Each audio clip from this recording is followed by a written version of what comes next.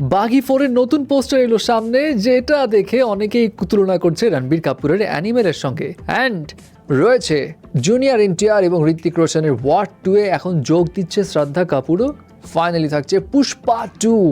এরা প্রমোশনাল ইভেন্টসে কত টাকা খরচ করেছে এবং ট্রেইলারে ইতিমধ্যে কি পরিমাণ রেকর্ড করেছে সবটাই শেয়ার করছি।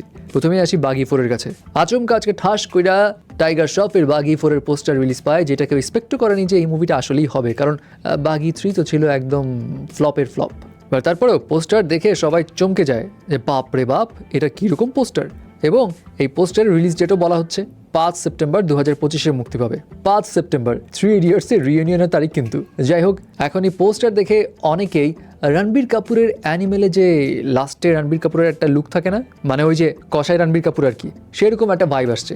এবং কেউ কেউ মজা করে বলছে, হ্যাঁ রে, রণবীর কাপুরকে রিপ্লেস করে দিল রে টাইগার শ্রফ অ্যানিমেল থেকে। মানে এটা জাস্ট